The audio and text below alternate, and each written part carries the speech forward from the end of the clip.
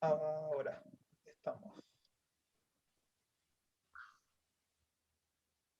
Por el último mate antes que entren todos. Si no me conocen, soy Carlos Baney, estoy aquí en representación de la Asociación de Graduados que organiza la charla de hoy. Bueno, supongo que todos los que estamos acá, o la gran mayoría, somos graduados de la Austral, y todos sabemos que una vez que terminamos nuestra carrera, ya sea grado o posgrado, podemos justamente seguir vinculados con nuestra facultad, con nuestra universidad, a través de la asociación. Podemos... Perdón. Buenas tardes, ¿se escucha? Yo escucho bárbaro. Ok, perdón, ahí viene el chat que no se escuchaba. Perdón. Bueno, les decía, desde la Asociación de Graduados organizamos estas actividades periódicamente, en la cual invitamos a algún graduado nuestro para que exponga algún tema de su especialidad. Bueno, somos entre los graduados, que ya somos varios miles, nos asociamos también a la asociación, tenemos más de 300 miembros, estamos justamente en una campaña tratando de que más de nosotros nos asociemos. Hemos incrementado ya como un 50% en los últimos meses quienes se han asociado aquí a la Asociación de Graduados. Pero bueno, además de mantener ese vínculo, lo que obviamente algún beneficio tiene que tener estar en la asociación, tenemos descuentos en nuevos posgrados o nuevos programas en la facultad, poder seguir ingresando al campus, ver, digamos, el contenido del campus, las bases de datos, actualizándose en el material de la maestría o la carrera que uno haya hecho. Y bueno, después hay otro beneficio que hay que pedirlo especialmente, que es luego de 5 años de asociado, poder acceder a la posibilidad de alguna diplomatura, de las múltiples diplomaturas, cada vez hay más en la facultad, que sin cargo para los graduados miembros. Así que los que todavía no están en la asociación, por supuesto, los invitamos a contactarse con MACA y asociarse próximamente. Bueno, a mí no han venido a escucharme a mí, así que le agradezco a Carlos González Guerra también estar acá con nosotros. Él es el director del Departamento de Derecho Penal, y por supuesto le agradecemos a Manuel, que va a ser el expositor de hoy. Bueno, muchas gracias, Carlos, por la invitación. La verdad que es un gusto poder organizar cosas con la Asociación de Graduados, que, como bien dijiste, realiza muchas actividades y la verdad es que generalmente tienen proactividad. Y en este caso tuvimos la suerte de que nos tocara a nosotros, al Departamento de Derecho Penal, organizar este evento. Y hemos pensado justamente que tenía que ser un tema muy actual, moderno, que pocos entendiéramos. Yo mismo entiendo muy poco de lo que nos va a contar Manuel hoy, y me parece que realmente vale la pena en este contexto, en un contexto de graduados, discutir temas de esta entidad. Así que justamente cuando Macarena y la asociación me plantearon la idea de organizar un evento, rápidamente pensé y pensamos con el doctor Nicolás Ramírez en Manuel, porque Manuel viene trabajando hace bastante tiempo temas que tienen que ver con los criptoactivos y el derecho penal, y la verdad es que nos pareció que valía la pena plantearlo y discutirlo en este contexto de graduados. La verdad que a mí me impresiona gratamente la convocatoria. Veo más de 230 personas conectadas. Entiendo que esto tiene que ver por la asociación de graduados y por la presencia de Manuel, que se está convirtiendo en un crack en este tema. Así que me alegro mucho de que esté pasando esto. La verdad que para mí presentarlo a Manuel es motivo de gran alegría, porque es de aquellos frutos 100% austral, podríamos decir, porque él es graduado de la carrera de abogacía de la Universidad Austral. He tenido la suerte de ser su profesor de Penal 1 y de Penal 3 en algún momento. Y también hizo posteriormente la maestría en Derecho Penal, que concluyó con éxito, y trabaja desde hace un buen tiempo como oficial mayor en el área de lavado de activos y lucha contra el terrorismo en la PROCELAC, Así que, además de la formación técnico-jurídica muy sólida que tiene por haber pasado por la maestría y además escribir artículos, que agradezco especialmente que haya elegido incluso nuestra revista para publicarlos, tiene la experiencia práctica y eso no es poca cosa. Así que tenemos un graduado muy joven que hizo tanto el grado como la maestría, tenemos un tema especialmente interesante, que sé además que lo maneja a la perfección. Hace muy poquito dictó una clase relacionada con el tema de lo que nos va a hablar hoy, en la diplomatura en cibercrimen que tiene el Departamento de Derecho Penal. Así que sé que con mucho debate, no tuve la suerte de poder escucharlo en aquel momento, lo voy a hacer ahora, con mucha discusión, así que estoy seguro que la van a poder aprovechar todos al máximo. De paso hago un anuncio parroquial, ya que estamos acá en un contexto de tanta gente, y es que además de la diplomatura en cibercrimen, en la que dio Manuel la clase la semana pasada, la diplomatura en compliance y derecho penal, que también tiene el Departamento de Derecho Penal, estamos lanzando en 2 semanas una nueva diplomatura, que es la diplomatura en litigación oral penal, que es una diplomatura que tiene doble titulación entre la Facultad de Derecho de la Universidad Austral y la Escuela de Derecho de la Universidad Católica de Valparaíso de Chile. Así que cada año vamos ampliando la oferta académica en materia penal, que no se queda solo en la maestría, sino también en estas diplomaturas muy específicas que realmente son bastante exitosas y que creo que es un complemento interesante para quienes hayan hecho la maestría, o a su vez un primer paso para quienes después quieren desembarcar en la maestría y hacer un programa de posgrado completo. Así que, Manu, gracias por aceptar la invitación, es un placer tenerte aquí, y antes de darte la palabra, lo que voy a anunciar es un poco la metodología con respecto a las preguntas. Lo que vamos a hacer es hacerlas de viva voz al final de la conferencia de Manuel, y para eso necesitamos que ustedes en el chat pidan la palabra, y Federico, que es el moderador de este chat, va a tomar nota para luego poder darle la palabra en el turno que ustedes lo vayan pedido. Bienvenido, Manuel. Muchas gracias, Carlos, por darle esta oportunidad al Departamento de Derecho Penal, y por supuesto Maca por la organización impecable de siempre. Un saludo para todos. Bueno, muchas gracias, Carlos, por esa presentación, desde ya por la invitación, y siempre es bueno devolverle algo a la facultad que tanto me dio. Gracias especiales a la asociación, a Carlos y a Maca por la organización, y bueno, nos largamos nomás con la charla. Como dijo Carlos, cualquier pregunta, no duden en hacerla. Total, esto es una charla entre profesionales, amigos. De hecho veo que se han conectado muchos colegas de Perú y de demás, hechos a través del Austral y de Pamplona, así que por favor siéntanse cómodos de preguntarme lo que sea. Yo la charla la estructuré en 2 formas. Primero, qué son los criptoactivos y un poco el ecosistema para todos aquellos que no lo saben o que quieren profundizar. Desde ya que no soy un profesional ni sé a la perfección cómo funciona, pues soy un abogado, pero háganme cualquier pregunta que les surja. Y por otro lado, ya la segunda parte de la clase son casos. Esto lo levanté de la clase anterior de la diplomatura, que me pidieron que me enfoque más en eso, así que para hacerla más llevadera, lo volqué todo en casos que fui encontrando y lo traté de visualizar de la mejor forma posible. Antes que nada voy a decir que todo lo que voy a decir acá lo digo en forma personal como académico del Austral, y de ninguna manera manifiesta la opinión de la oficina para la que trabajo, así que con eso ya bien dicho, empezamos. Bueno, ¿qué son los bitcoins? Antes que nada tenemos que saber un poco de historia. Es que la tecnología que está atrás de estas criptomonedas, y cuando yo diga bitcoin es muy probable que casi todo se aplique a todas las que podemos llegar a conocer o vamos a ver. Pero lo que tenemos que saber es que todo esto venía de antes, no es que de un día para el otro surgió.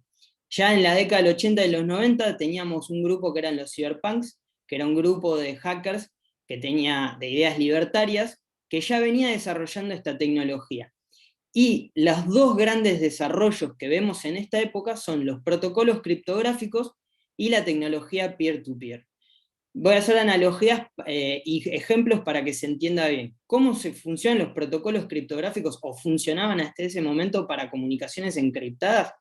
Imaginen que queremos comunicarnos con alguien que estaba lejos. En esa época la tecnología que circulaba por la internet era muy básica, de hecho al día de hoy es igual, es unos y ceros, pero hoy tiene más recubrimientos de protección.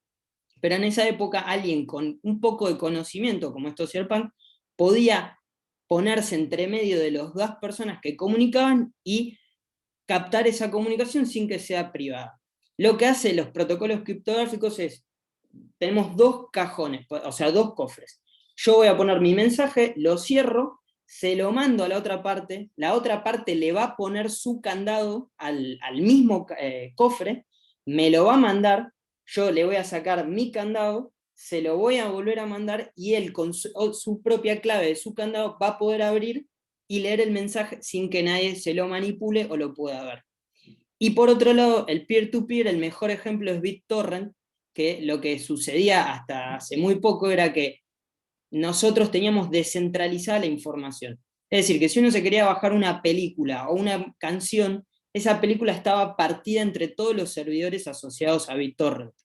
Lo que tenía en esta época era que teníamos estas dos tecnologías totalmente separadas. Entonces podíamos comunicarnos encriptadamente, pero no compartir información. Mientras que podíamos compartir información de forma descentralizada, pero no comunicarnos.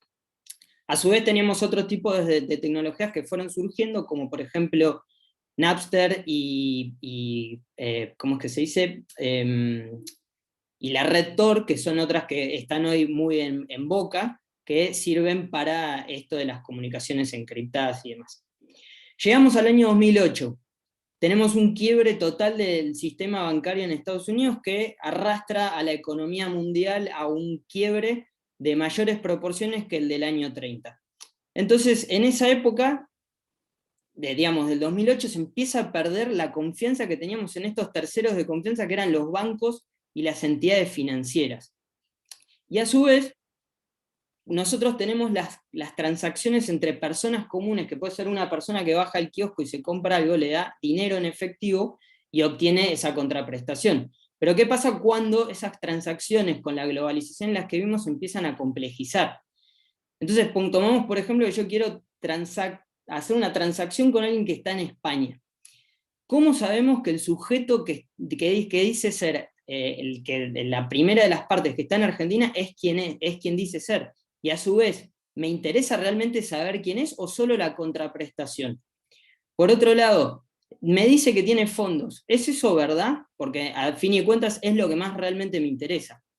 Por otro lado, nosotros hoy sabemos que la parte digital de las computadoras que vemos los abogados son bits, son archivos digitales, que nosotros con poner control-C y pegar, copiar y pegar, los podemos duplicar. Lo mismo sucede con el sistema bancario, tenemos que evitar ese copy-paste digital del dinero. En el camino, por ahí, el sujeto A me pidió algo y alguien manipuló ese mensaje y lo cambió, y cambió el destinatario o mismo el contenido. Eso tampoco lo sabemos. Entonces nosotros tenemos este contexto situacional hasta el 2008. Un sistema bancario que no me da confianza con la complejización propia de la globalización en la que vivimos. ¿Qué nos queda acá? En el 2008, una persona, que no se sabe si es una persona o varias, que es Satoshi Nakamoto, publicó un paper totalmente público en la red que tomaba estas innovaciones que dijimos que existían, las mezcló todas en un sistema y lo publicó en un paper totalmente gratuito y libre en la web, que lo que venía a proponer era un sistema de pagos totalmente pseudoanónimo, descentralizado, confiable, pero no en un tercero, ahora vamos a ver, y público y transparente, con la verdadera innovación que traía este sistema. Entonces, ¿cómo lo vamos a aplicar en esta transacción entre, por ejemplo, el argentino que quiere comprar algo a España y teníamos todos estos problemas antes? Primero, ¿cómo lo hacemos pseudoanónimo? Volvemos a la criptografía. Acá se va a aplicar esta criptografía simétrica, en este caso, para encriptar a las partes de las transacciones. En este caso lo único que tienen que saber es que vamos a generar una clave pública y una privada. Para las personas que no entendemos de criptografía, la mejor asimilación o equivalencia es, la clave pública va a ser el CBU, mientras que la clave privada es la que te da verdadero acceso a los fondos que estén asociados a esa clave pública. Entonces ya dejamos de necesitar saber o identificar a la contraparte, solo necesitamos saber que la clave pública tal tiene fondos asociados. Acá, por ejemplo, pueden ver una transacción como surge en la blockchain, que es que tenemos un débito en una clave pública tal, mientras que le entra los fondos a la otra clave pública. Pero en ningún momento nosotros vemos que sea Manuel y otra persona. Acá simplemente vemos letras y números que encima a primera vista parecen totalmente aleatorios. Y de hecho así lo es gracias a esa funcionalidad hash o criptográfica que le aplicamos a las transacciones. Ahora bien, ¿quién me va a chequear que tengamos esos fondos asociados a ese débito, digamos, esa clave pública que habíamos mencionado antes? Con esta tecnología de descentralización de P2P, que es la que habíamos mencionado antes. Ya no tenemos una entidad única que va a recabar esa información y nos va a confirmar a nosotros como la contraparte como que tenemos fondo. Ahora esa información está totalmente partida. De hecho ahí yo les puse una imagen de Baran que es la propuesta de descentralización. Esta es una de las personas que desarrolló las primeras tecnologías de Internet para el gobierno de Estados Unidos, y las propuestas de descentralización de la información para la hipótesis que se manejaba para que generó esta necesidad de partir los datos. Fíjense, la descentralización ya no hay un nodo central, sino hoy lo tenemos descentralizado entre toda la red. Ahora bien, ¿cómo lo chequeamos?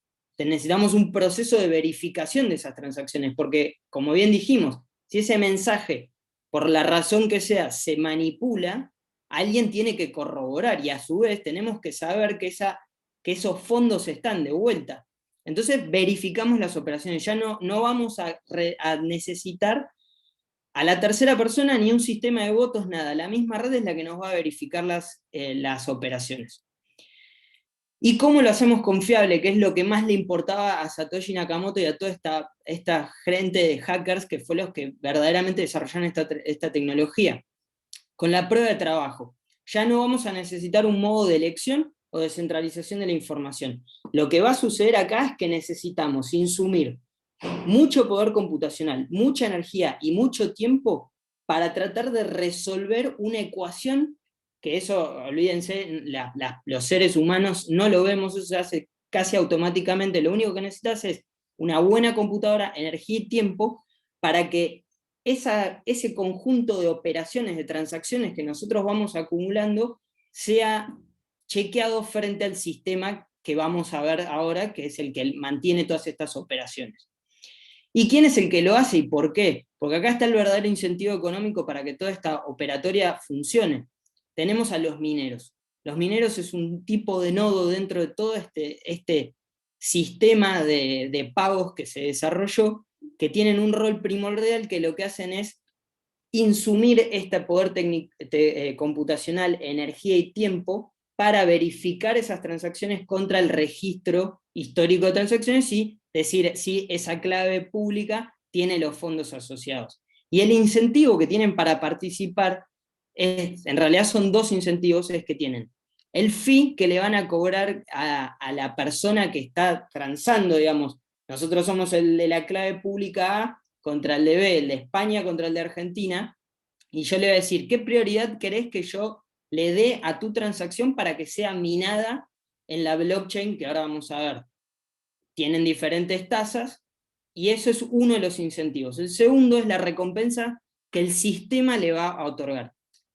Cada 4 años, el mismo sistema se pensó que para el que entra a operar, se le tiene que dar una recompensa. Esa recompensa cambia cada 4 años y es esto, los mineros tienen la recompensa y el fee. De esa manera el sistema va a seguir funcionando.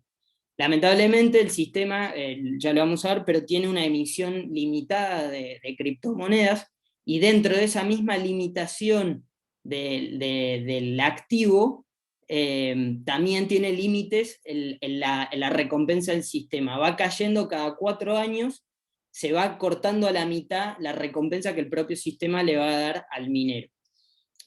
Acá, por lo que ven, yo lo que les quería demostrar es que, que lo vamos a ver también más adelante, es cuando hace una transacción entre A y B, por ejemplo, esa transacción va a ir a un mempool, que es una especie de, para que se lo piensen, es una copa donde van cayendo las transacciones, que están todavía sin confirmar de acuerdo al sistema Bitcoin.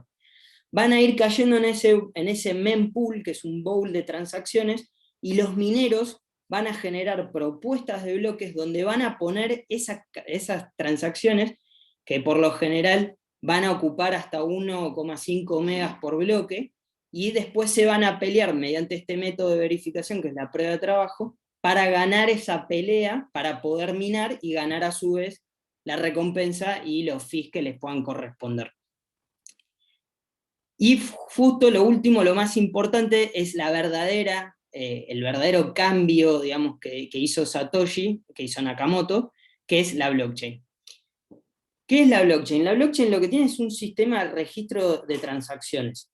Todos estamos escuchando hoy en día que alguien mete una blockchain allá, otra allá, otra allá. Lo que tienen que saber es que, ¿por qué es una cadena de bloques? La cadena de bloques se va a formar a través del hash que se le va a otorgar a cada bloque con relación a los bloques anteriores y a los subsiguientes. Lo que va a cambiar en cada una de las blockchains es la data que va a acumular esa blockchain y a su vez el espacio. En el caso de Bitcoin lo que tenemos es el hash del bloque anterior, eso va a ser igual para casi todas las blockchains, la data, que en este caso son transacciones, y una vez que nosotros tenemos esos dos insumos, el minero le va a generar un hash propio y va a empezar a insumir el poder computacional, el tiempo y la energía para ganar y poder minar ese nuevo bloque. Y el que venga adelante de el que quiera minar un nuevo bloque, va a tener que hacer lo mismo, va a agarrar el hash del anterior, agregarle un nuevo paquete de transacciones, y entre esas dos hashearlo, y va a obtener su nuevo hash y de vuelta una propuesta de bloque, minándolo y tratando de ganar esta pelea por ser quien mina el bloque. Como les decía, la data que puede tener una blockchain es infinita, hay millones de posibilidades, lo único que va a cambiar es el contenido de esa información. Lo que acá les quería mostrar es, fíjense la cantidad de transacciones que cada bloque acumula, contra el tamaño del bloque y el tiempo que tarda en acumularse en esta cadena de bloques infinitas. Esto lo saqué en marzo o abril, iba por las 670.000. Y fíjense, cada 2 minutos, cada 5 minutos se genera uno. En promedio son 10 minutos. Pero puede pasar que hay tanta cantidad en ese mempool que se generen cada 1 minuto, cada 30 segundos. Acá lo que ven es, acababa de recién ser salido del horno el bloque, generó su propio hash con un sello de tiempo, que eso también es lo que nos va a dar esa cadena de bloques, que es esa cronología de actividades, y también nos da la información de que ganó el Ant Pool, que es justo uno de los operadores más grandes del sistema, y lo vamos a ver también ahora en un ratito. Y bueno, con eso el sistema en general, nosotros tenemos entonces un sujeto que envió el dinero a tal hora, a tal clave pública, lo logró exitosamente, y no solo eso, sino que quedó hasta la posteridad guardado en un bloque, en una cadena totalmente pública y descentralizada, sin que no haya un organismo central que la pueda borrar. Le selló la transacción, y tiene los fondos, que es lo que, a fin de cuentas, es lo que quería la contraparte en este caso. Fíjense entonces, tenemos un sistema que es seguro y confiable, con confianza 100% en las matemáticas y no en un tercero de confianza. Ahora sí, pasamos al ecosistema del mercado de cripto. ¿Quiénes son los que participan acá y cómo me involucro yo como inversor o simplemente un entusiasta que quiere tener diversificado sus inversiones? ¿Dónde los compro? Tenemos 3 posibilidades. P2P, que es entre particulares, una exchange, que es uno de los organismos más importantes en este ecosistema, y la minería, que es lo que habíamos mencionado previamente. Primero, vamos a hablar entre particulares. Obviamente toda esta secuencia tiene su origen en un pacto entre particulares, lógicamente, que van a determinar cómo se hace, las cantidades, a cambio de qué o por qué me lo da. pero bueno, ese es el origen. Entonces, en primer paso vamos a tener que tener una wallet y cargarla de fondos. Las wallets pueden ser, como les puse el solcito, el símbolo frío, pueden ser hot o cold. Eso va a depender pura y exclusivamente de su conexión a Internet.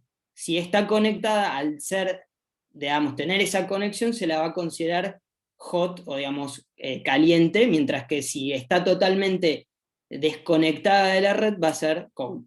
Y fíjense todas las posibilidades que tenemos. Puede ser una app en el teléfono, puede ser de papel, o puede ser un dispositivo especial, que es como un pendrive, que es el Trezor, que me va a gestionar estas claves públicas de una manera user-friendly o con una interfaz linda, entre comillas, para yo poder acceder a tener fondos o enviar fondos. Segundo paso, si yo con esta otra persona le voy a tener que enviar la clave pública, como dijimos, la clave pública es casi el CBU, entonces yo necesito mandarle a la otra persona el CBU para yo poder recibirlo. Eso se va a hacer totalmente de acuerdo a lo que las partes pacten, porque puede ser encontrándose en una plaza, mostrando un código QR, o simplemente mandar por WhatsApp, Telegram o la forma que sea, un QR y listo. Eso va a depender mucho de la app y de las personas que estén involucradas en la operación. El tercer paso, el minado. Nosotros ya dijimos, bueno, listo, tengo wallet, tengo fondos. Vos tenés wallet, no tenés fondos, te los paso para que me des una contraprestación. Te los transmito a tu clave pública y como dijimos, va a quedar en el mempool ahí. Probablemente lo máximo que he escuchado que ha quedado una transacción son 20 minutos, pero va a quedar ahí, esperando que un minero lo retire y lo quiera minar y gane la pelea del minado. Lo que tiene importante acá es que las tasas que van a cobrar, es lo que hemos dicho, le va a dar más o menos prioridad. Un minero, lógicamente, como tiene que insumir mucho tiempo, electricidad y hardware, va a querer minar las transacciones que más plata le den a cambio. Lo que sí es que no siempre va a poder hacer las que más plata paguen porque tenemos un límite de memoria. Entonces, si un bloque tiene un máximo de 1,5 megas, probablemente va a llenar con 1,49 de transacciones que paguen mucho dinero, mientras que el restante 0,01 lo va a llenar con transacciones de poco peso, con poco fee pago. Y por último, una vez que salió del mempool, ganó la batalla, vamos a tener acreditados los fondos porque ya está en la blockchain y ya automáticamente la wallet recibió esos fondos. Y entonces ahí volvemos a lo mismo antes, tenés la transacción hecha en muy poco tiempo, a muy bajo costo, y en un registro público e inmutable por el resto de los días. Ahora bien, la otra forma, dijimos a través de un exchange. El exchange, como les dije, van a ver que es uno de los operadores más importantes del sistema, al menos desde el punto de vista penal, pero es uno de los más importantes. Y, valga la aclaración, tenemos de diferentes tipos también, que son el retail, que son el que vemos que son los importantes, digamos, son los que probablemente todos conozcamos o hayamos visto propagandas en redes sociales o demás. El P2P, que lo vamos a ver con un ejemplo concreto, que es aquel que de alguna manera junta la oferta y la demanda en su propio sitio, pero no participa, al menos no en principio, de la operación. Y los DEX, que son los descentralizados, que son aquellos que no hay un ser humano atrás. Todo se genera a través digamos, de cómo está programado el sitio, que junta la oferta y la demanda, pero todo automáticamente, no existe un ser humano que lo gobierne. Y por último, cuando queramos retirar los fondos, vamos a ver que es igual a lo que sucede entre el P2P una vez que ya le querés mandarle los fondos. El primer paso, vamos a necesitar crear una cuenta. De acuerdo al tipo de exchange con el que estemos trabajando o querramos comprarle o venderle, va a tener mayores o menores requisitos de Know Your Customer y de compliance por atrás. Puede pasar que abras la cuenta como que te rechacen. Por lo general se suelen pedir los mismos requisitos porque son de la industria, que suelen ser una foto del DNI, una foto tuya sosteniendo el DNI, alguna justificación de los fondos que vos vas a ingresar, y algún papel a mano alzada firmado por vos que diga que querés comprar criptoactivos. Sépanlo que toda esa información, al menos desde un punto de vista investigativo penal, es fundamental y es la mina de oro para el investigador. Lo mismo si vos querés, como la exchange, puedes comprar o vender. El ingreso de fondos en criptoactivos es por igual, tiene estos mismos requisitos, con la única diferencia que los pasos son un poco más, digamos, computarizados que lo que puede llegar a hacer esto, porque ahí existe algo que se llama el Satoshi Test, que es comprobar que vos sos el dueño de esa wallet, a pesar de que vos digas lo contrario. Pero bueno, es otro cantar. Justo ahí lo había puesto. Bueno, lo primero, una vez que ya tenemos la cuenta habilitada por el exchange, vamos a necesitar acreditar los fondos, tanto para compra como para venta, lo va a definir pura y exclusivamente el exchange. Puede ser en dólares, puede ser en pesos. El gobierno anterior permitía, no es que permitía, pero facilitaba que los exchanges pudieran tener cuentas en dólares sin generar problemas, y podías comercializar en dólares.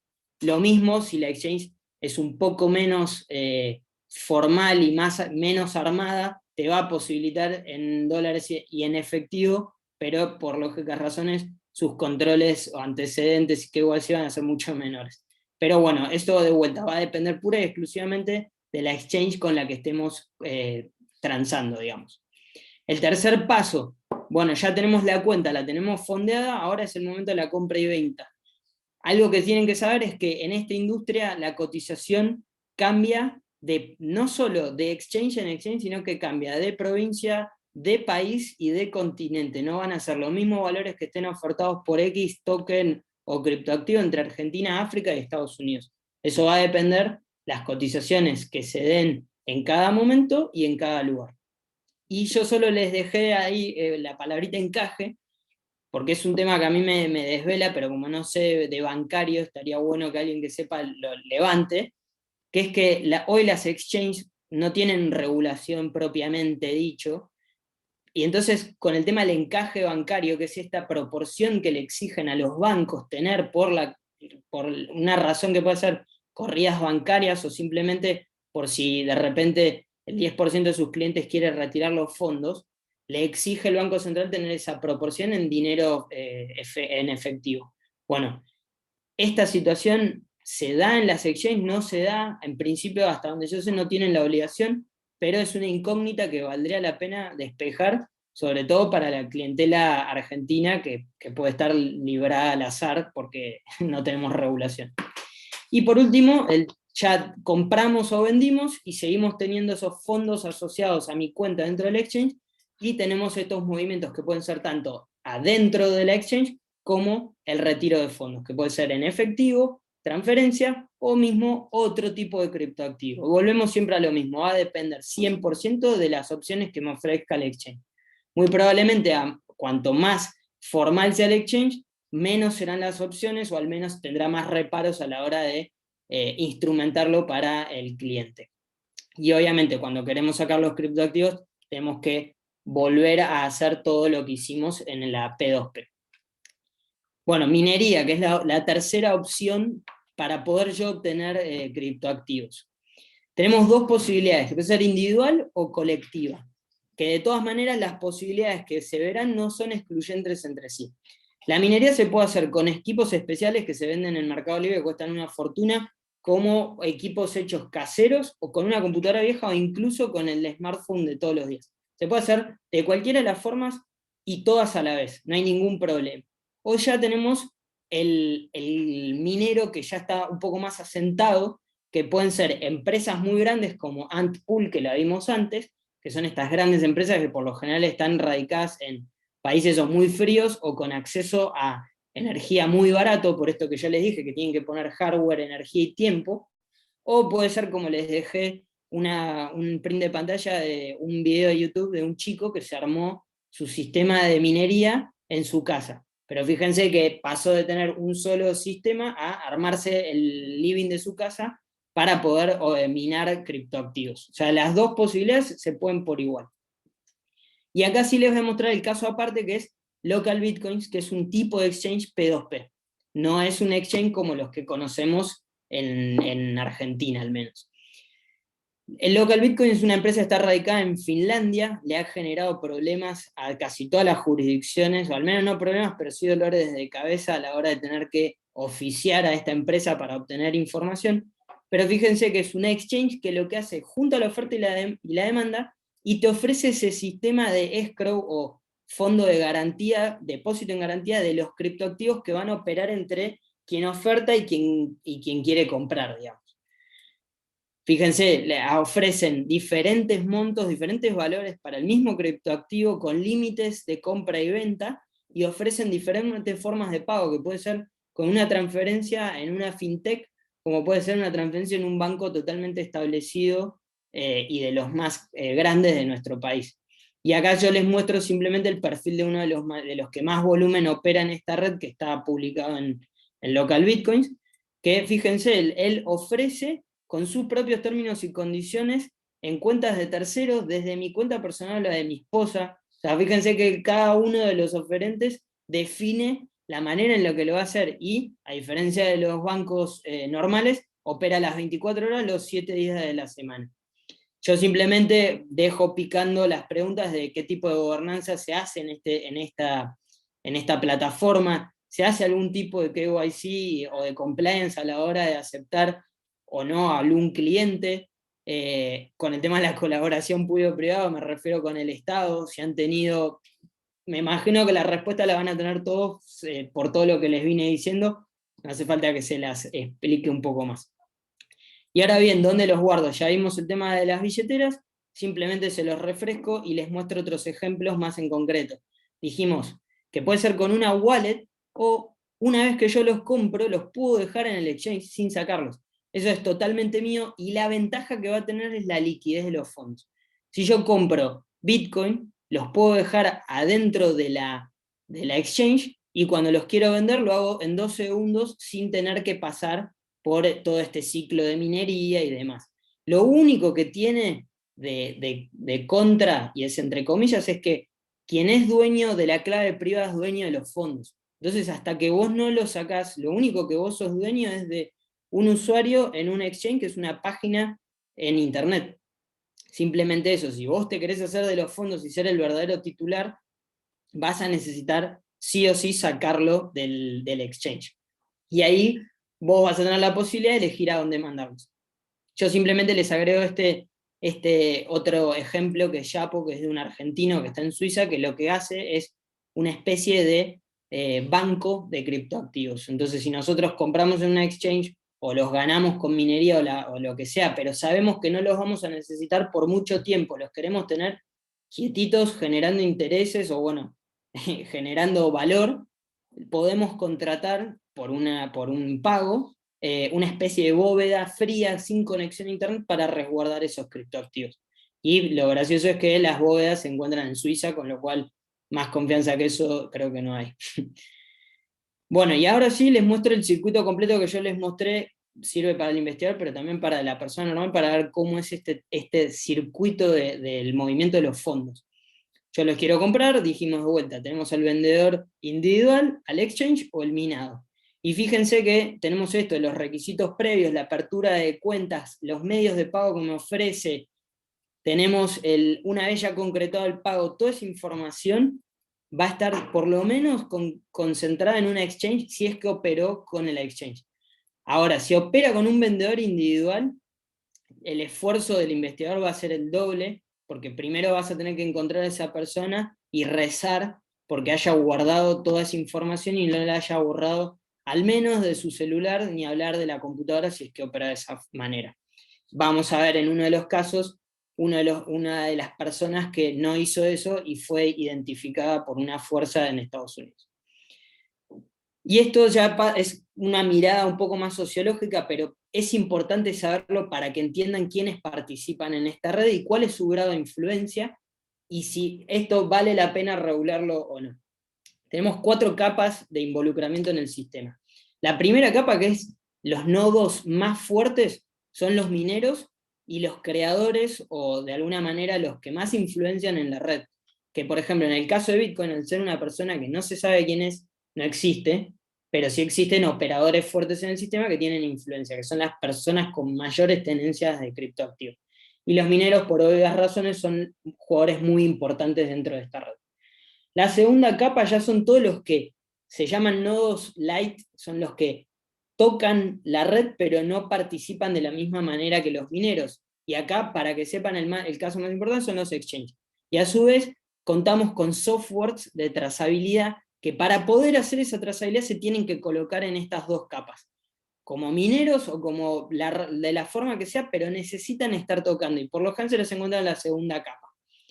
La tercera capa ya son los desarrolladores, son todos estos nuevos proyectos que se generan día a día, que tienen influencia, pero no directa como la tienen las otras dos capas. Y por último, es la última capa, que es medio en criollo, es el que toca de oído, que es el Estado, y el investigador, que es el que sabe que todo esto sucede, pero no tiene ningún voz ni voto en lo que es la estructura y el manejo del software. Ahora, yo les decía, es importante saber todo esto, porque hoy existen proyectos de ley que están en el Congreso, que parecen no tener en cuenta toda esta estructura de capas, o al menos no conocerla, porque tratan de regular ciertos parámetros del sistema que no los puede regular nadie, ni en Estados Unidos, ni en Europa, ni en ningún país. Simplemente hay que saber cómo funciona para poder después ver si de verdad necesitamos o no regulación. Eso va a quedar a criterio de cada uno. Y ahora sí, les voy a hablar de otros tipos de criptoactivos para que no se queden solo con el gusto de Bitcoin.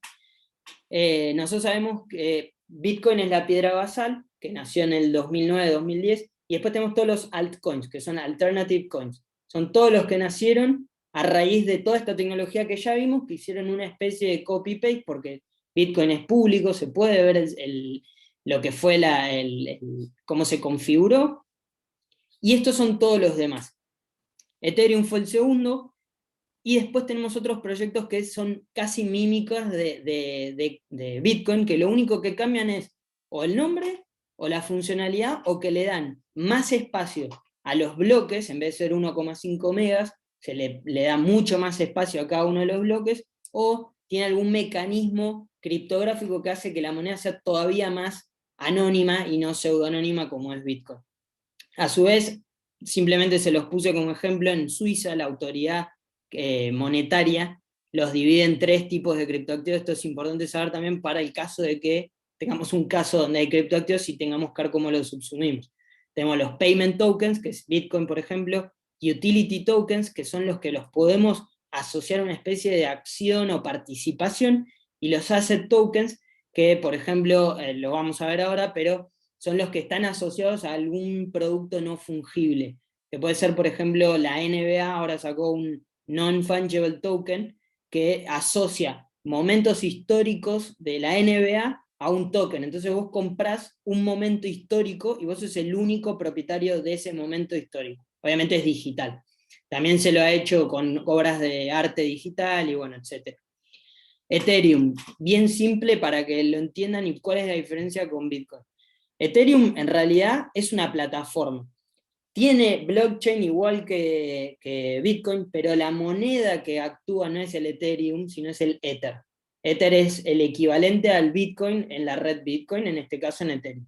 Pero a su vez, los fundadores existen y te da la posibilidad de usar la EVM, que es la Ethereum Virtual Machine, que sobre esa plataforma vamos a crear las Decentralized Apps.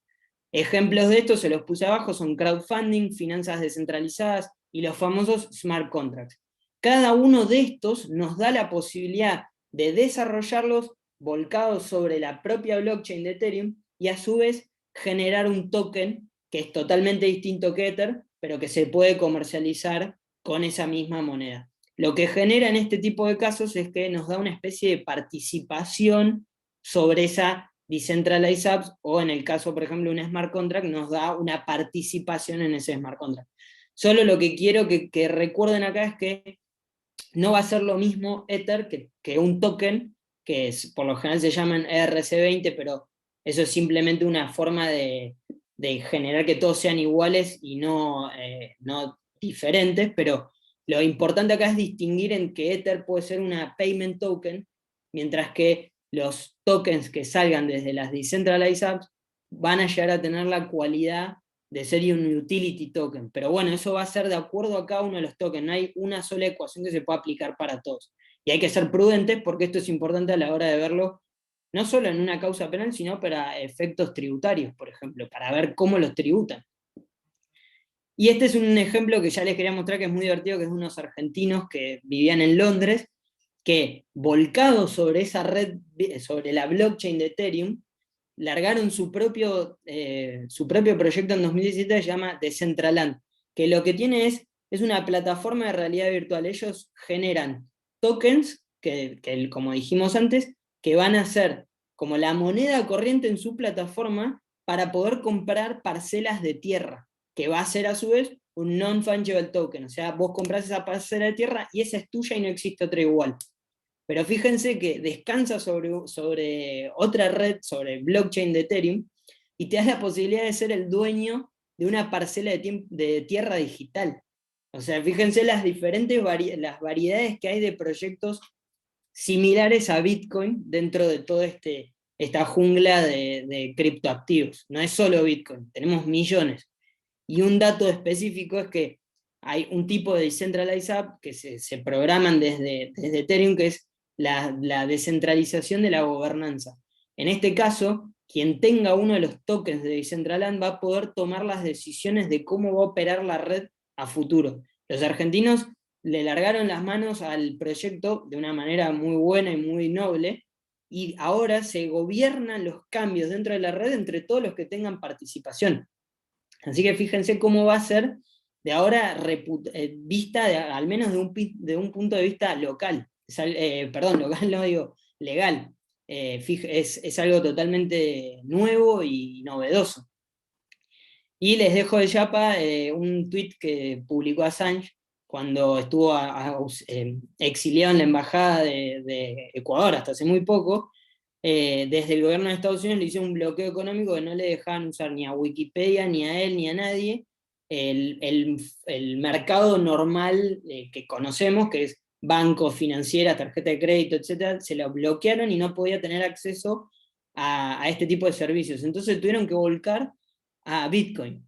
Y a raíz de eso le escribe al senador McCain y a todos los demás que estaban atrás de toda esta movida diciéndole: muchas gracias por cerrarme de ese ecosistema, tuve que invertir en Bitcoin y tuve un retorno del 50.000%. Eso fue en 2017, imagínense al 2021 cuando cada Bitcoin vale casi $60.000, una locura. Y bueno, yo simplemente les quería mostrar la otra cara de la criptomoneda para que vean que no todo es bueno, o al menos bondades. Siempre se lo asocia con el tema de que sea antiinflacionaria. Bueno, yo no soy economista, pero nosotros sabemos que tenemos una oferta limitada de Bitcoin en el tiempo, que es de 21 millones, que no se van a emitir más, entonces se diferencia totalmente del Banco Central de cualquier país en que ya no se pueden imprimir más, y por tanto la inflación no existe. Yo tengo mis dudas porque, aparte de que cambia de país en país, habiendo tanta cantidad de proyectos de criptomonedas, eso, al menos una intuición, debería afectar en algún modo la inflación que pueda registrar Bitcoin. Pero bueno, me pueden desautorizar en esa opinión. Es súper volátil, ya lo han visto, en 2017 tuvo un súper techo, quebró, y ahora volvió a 60.000, o sea, superó ese techo y llegó a $60.000. Es irrecuperable, no hay ninguna autoridad central, eso implica, es para los dos lados. Bueno, si pasa cualquier cosa, no le podés ir a reclamar a nadie, los perdiste y los perdiste para siempre. Si perdiste la clave privada o te hackearon, chau. Es anónima, bueno, nosotros dijimos que es pseudo anónima porque la clave pública, si bien vos lo ves, es una cantidad de letras y números que no sabes. Si vos tenés acceso a esa información y si esta le corresponde a Manu, vos podés utilizar herramientas de trazabilidad y ver todos mis movimientos históricos dentro de la blockchain, con lo cual dejaría de ser completamente anónima e incluso es más transparente que los registros que puedan tener el sistema bancario. Es de alto mantenimiento, también entre comillas, porque nosotros tenemos que acordarnos de esa clave privada. Las aplicaciones, las mejores aplicaciones, nos lo simplifican con una SID, una clave de recuperación, que son palabras random, que las tengo que anotar en un papel, pero si perdés ese papel, chau. O lo mismo, si perdiste el Trezor, que era el aparatito, también perdiste las claves. Entonces hasta un punto hay que preguntarse si realmente vale la pena o en realidad tenemos que esperar una progresión extra en el ecosistema, por ejemplo con Yap o parecidas, pero más accesibles, que nos permitan resguardar esos fondos y no tener que estar custodiándolos nosotros tan encima, digamos. ¿Es barato? Pensemos en el que se quiere comprar un café. El que quiere comprar un café en Bitcoin suele salir centésimos. Entonces, si nosotros tenemos esa transacción, yo voy a tener que esperar por lo menos 10, 15 minutos en el café a que se acrediten los fondos en algún tipo en alguno de los bloques, y ahí recién voy a poder tomar el café. Y el fee que me va a cobrar el minero va a ser proporcionalmente muy alto.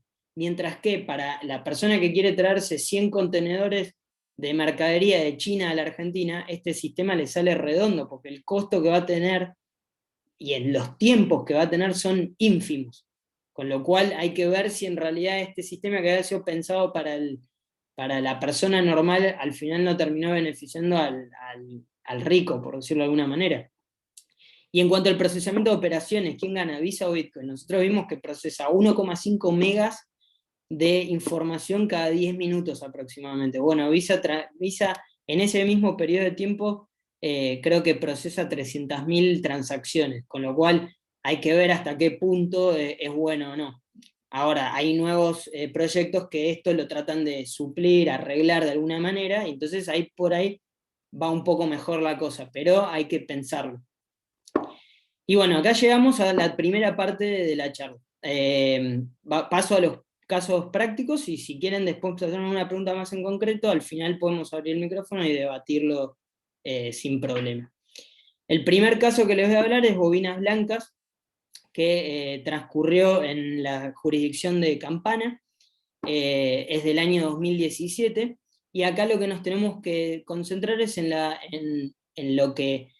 maniobra que llevó a cabo EG, que es la persona que está siendo juzgada hoy, que yo se los traté de hacer lo más gráfico posible. Nosotros tenemos un grupo de narcotraficantes mexicanos que desde Argentina exportó droga guardada o camuflada en bobinas de acero. De hecho, armaban las jaulas Faraday, que es una inversión de las polarizaciones en el metal para que no salga en las máquinas de rayos X, en fin. Lo importante es que se fondeaban económicamente con esta maniobra, que es que no sabemos bien de dónde venían los fondos porque venían por Bitcoin, pero lo importante era que generaban droga, traían dinero en efectivo, lo pasaban a Bitcoin y utilizaban los servicios de esta persona, que lo que hacía era una especie de remesa de fondos.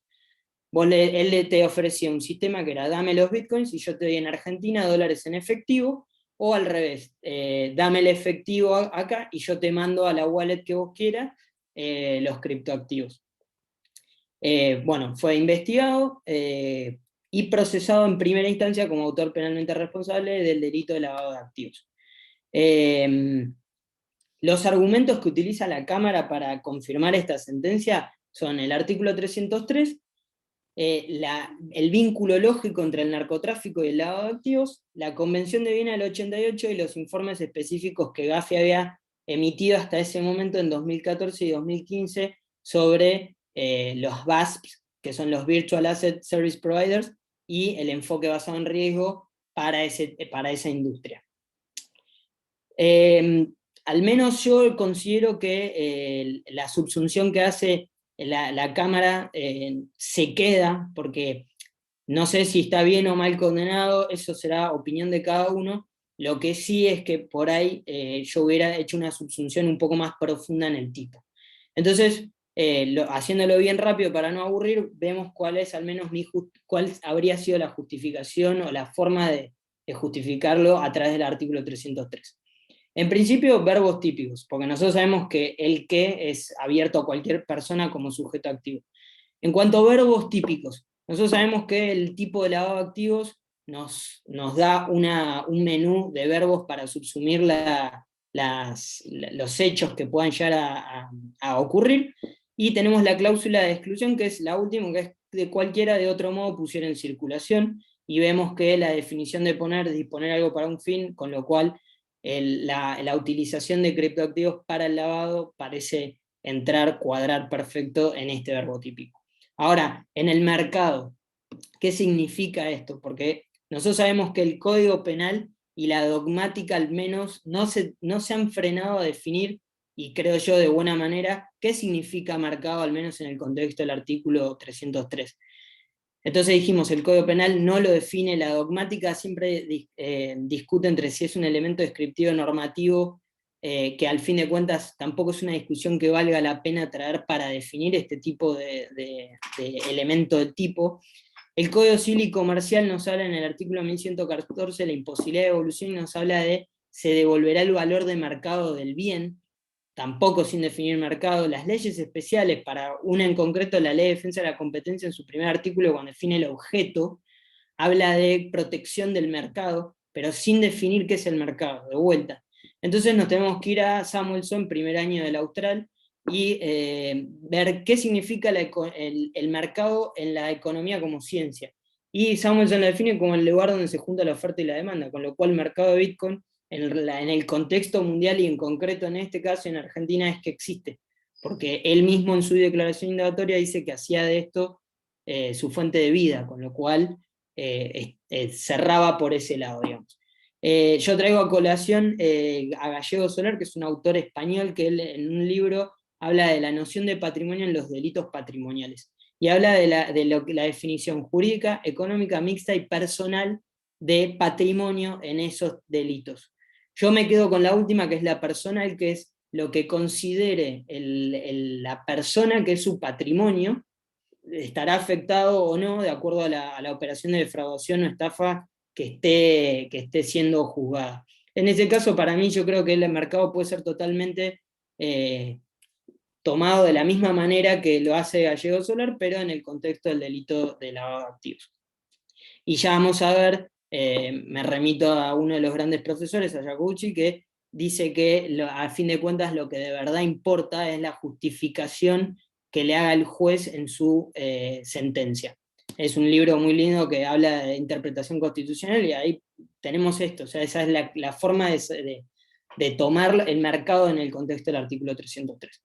Por otro lado, bienes. Sabemos que estos son bienes digitales, es decir, no hay nada, no tenemos nada a qué aferrarnos. Entonces, existe el Bitcoin, puede ser subsumido aquí, y nosotros sabemos, digamos, esto es una discusión de antaño, que creo que quedó zanjada con el tema de la energía eléctrica, que es que nosotros tenemos bienes que no son tangibles, pero que son considerados bienes lo mismo, al menos en el contexto del Código Civil y Comercial. Y la dogmática argentina, 2ex Austral, también han publicado un artículo que dice que al menos la mayoría de los dogmáticos argentinos consideran a los criptoactivos como bien inmaterial digital. Con lo cual, en el contexto del artículo 303, los criptoactivos podrían ser tomados como bienes. Y invuelvo a otro pensador muy importante para los que hagan lavado de activos, Blanco Cordero, que dice que en este tipo penal bien tiene que ser entendido como cualquier activo con una valoración económica, buena o mala. En este caso se da perfectamente. Por otro lado, con la consecuencia posible de que adquieran la apariencia del origen lícito. Esto es lo más, para mí es la parte más fina, y que cada uno podrá tener su opinión.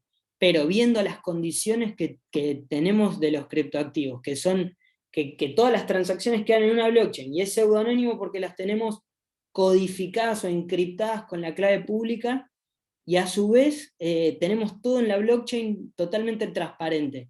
Le da apariencia de licitud, y siempre de vuelta me hace acordar a estas discusiones de antaño de si un bien registrable puede ser o no pasible de una operación de lavado. O lo mismo desde otro punto de vista, con el tema del contrabando de divisas.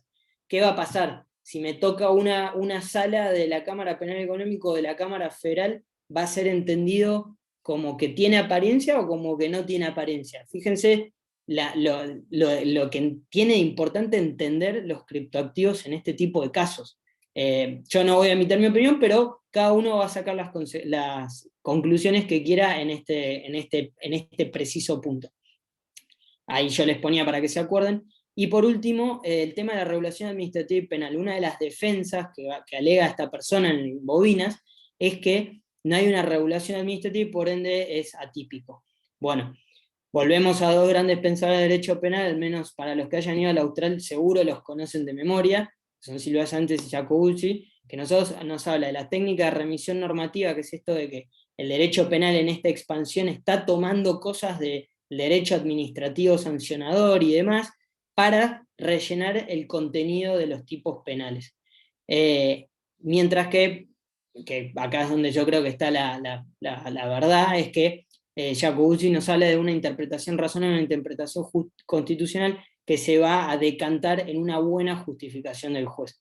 Con lo cual, si la finalidad del tipo penal es evitar que los bienes entren de alguna manera, pierdan esta apariencia de ilícito y pasen a ser lícitos, parece que la finalidad del tipo es esa y no esperar que haya una regulación para yo poder decir, bueno, lo condeno o no lo condeno. Con lo cual, el fin del tipo está más que dado. Esto medio de yapa, pero fíjense Gafi que hace esta estratificación de las etapas del lavado. Tranquilamente podemos subsumir en cualquiera de ellas una maniobra de lavado como la que ya vimos, en cualquiera de estas categorías tranquilamente sin problema. Bueno, ahora ya otro caso, pero que tiene un poco de relevancia en el que acabamos de ver. ¿Qué tipo de activos son? ¿Y cómo lo ven en Estados Unidos? Que fuente primera, al menos en esta temática. No sé, después vamos a ver, pero hay un caso muy grande, muy conocido, que es el Silk Road, que es un mercado, una especie de mercado libre que operaba en la Darknet, que lo que hacía era, juntaba la oferta y la demanda, pero de bienes ilícitos, ya sea drogas, sicarios, armas, lo que sea, en esta especie de mercado libre. De esa misma causa hay muchos casos que se han generado vinculados, como el de StatQuick, que lo que él hacía era ofrecer sus servicios de lavado de activos en la Darknet. Él te decía, dame tus dólares y yo te doy Bitcoin para que vos puedas comprar y vender estos productos y nadie te pueda rastrear. Lo que quiero que se queden de esta causa es que el juez hace, para mí está espectacular, dice, bueno, la defensa dice, no hay una regulación, a mí no me podés condenar, los Bitcoins son Bitcoin y no es money, entonces no hay lavado de activos ni nada. Bueno, el juez en esa causa dice, los Bitcoins son fondos, y bueno, ¿y cómo hacemos este hilo lógico? Dice, son fondos porque son recursos pecuniarios. Pecuniario se habla de algún formato de dinero, y dinero por tanto es fondos. Entonces, en el tipo penal del lavado de activos en Estados Unidos y la transmisión de dinero sin licencia, entra perfecto. Y justo, hablando de esto, de darle una buena interpretación desde el punto de vista del juez, él dice, che, no tengo nada definido en las leyes norteamericanas, con lo cual yo le tengo que dar el sentido que le da a la persona común. No me voy a apartar como un dios y ver qué es esto y decir que es otra cosa que lo que una persona común conoce. Esta es una causa que sucedió en la provincia de Chaco, que valga la pena mencionar, hay un artículo de Palazzi y de Chauncey que es muy bueno, que relata este hecho, que es una persona, un hacker, le inyecta SQL al código de un exchange, logra meterse en el exchange sin que sea detectado al principio, y retira 500 Ethers, que son los de Ethereum que ya vimos, que en ese momento encima valían creo que $500,000 de dólares, los manda a diferentes plataformas y de ahí a su celular. ¿Qué sucedió con este caso? El exchange estuvo muy rápido, hizo una denuncia rapidísima, se contactó con todas las plataformas o exchanges de nuestro país y les dijo, hubo una persona que me sacó todos estos fondos, estén atentos a ingresos raros en sus plataformas, y a raíz de eso logró dar con el hacker y obtener la clave privada y la clave pública que la tenía asociada a su teléfono. Así que fíjense lo que es, entre tener rapidez en la denuncia y buena colaboración público-privada, que en menos de un año se logró la condena. Hubo arreglo, pero por lo menos se llegó a una condena del primer caso de apropiación de criptoactivos de manera ilícita. Este es otro caso muy bueno, que no es concretamente de lo que va a hablar, pero vale la pena traerlo a colación para debatir sobre el secreto bancario, al menos vinculados a criptoactivos.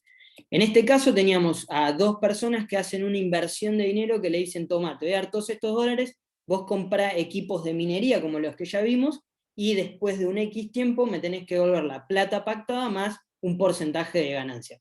Está de más decir que no se cumplió lo pactado, la devolución fue mucho más poca de lo que habían pactado, y en tiempo suplementario, por decirlo de alguna manera, pero lo importante es que la Cámara revoca el sobreseimiento de primera instancia, y dentro del contenido de la sentencia dice, tenemos que comprobar ese flujo de fondos, y en este tipo de operaciones no rige el secreto propio de algunas actividades bancarias. Obviamente que la Cámara no lo quiso decir para operaciones de criptoactivos en un exchange que puedan salir y ver si eso está amparado o no. Pero vale la pena hacerse la pregunta, ¿está o no está amparado por el secreto bancario? ¿Qué es el secreto bancario? La ley de entidades financieras nos dice que resguarda a aquellas operaciones pasivas que se realicen en su entidad. Activas o pasivas significa si eso ingresa en el balance del banco como un activo o como un pasivo.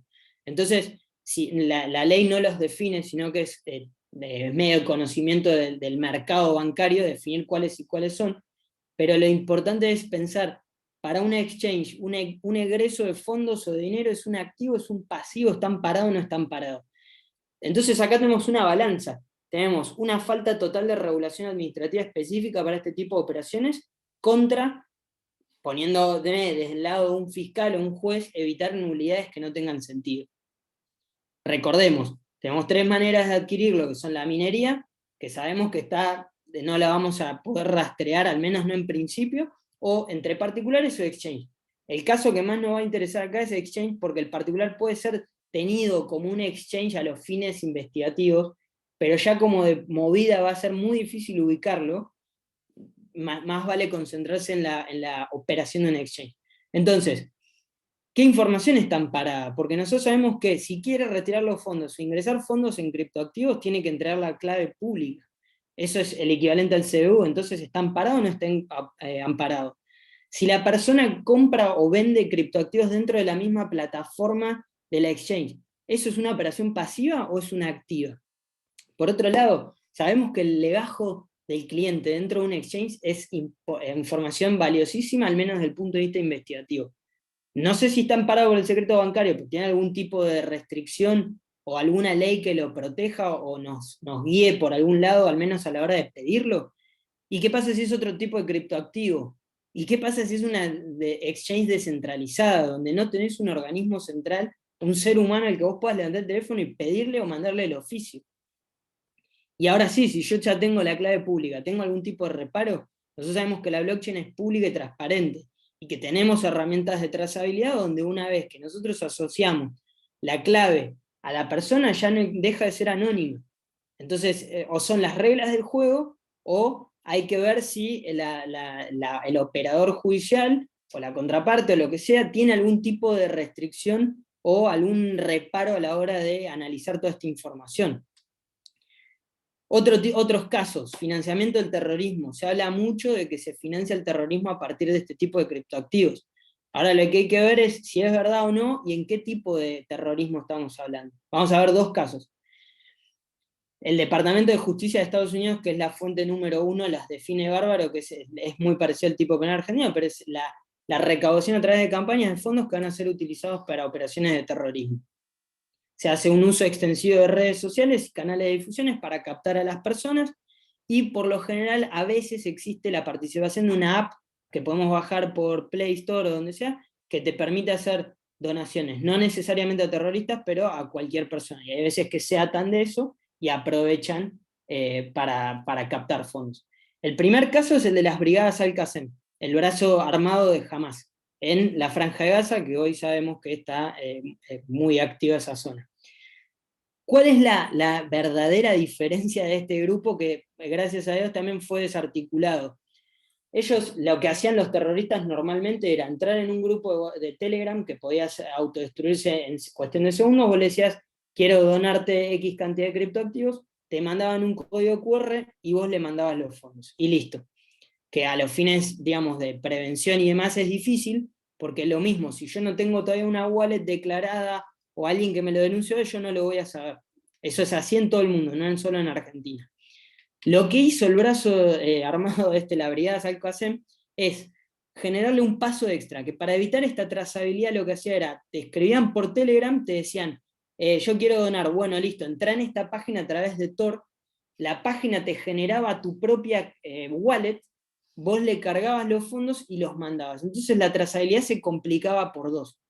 Por suerte, la trazabilidad costó un montón, pero existe en Estados Unidos lograron hacer la trazabilidad, y se dieron cuenta de que no era tanta la plata que entraba por ese medio, pero sin embargo era plata que se utilizaba para esto. Ahora bien, no es solo Medio Oriente donde se utiliza este tipo de herramientas. En los problemas que hubo en Estados Unidos en enero, antes de la asunción de Biden, se dieron cuenta que los más caracterizados, digamos, como los cabecillas del movimiento pro derecha de Trump, estaban siendo financiados con criptoactivos desde Francia. Todo eso no lo supieron en el momento, pero gracias a esas herramientas de trazabilidad se logró, con una investigación larga, creo que llevó casi un mes, se dieron cuenta que un mes antes ya estaban siendo financiados. Todo el mundo pensaba que esto había sido súper esporádico, que se dio así espontáneamente y demás. No, estaba todo, al menos en esta primera instancia, parecía estar organizado. Por otro lado, otro caso, el decomiso de criptoactivos. Vuelvo al caso del Silk Road. Fíjense cómo era el movimiento normal en este marketplace, en la dark web. Vos tenías una persona que quería comprar un arma. Entraba con Tor, entraba en la página, se hacía un usuario, depositaba en garantía los fondos y decía: a este usuario que está muy bien reputado, quiero comprarle un arma. Lo hacía, recibía el paquete y el mismo sistema, el mismo marketplace decía: recibiste, está en buenas condiciones, listo, tomá. Y al vendedor le depositaba los fondos.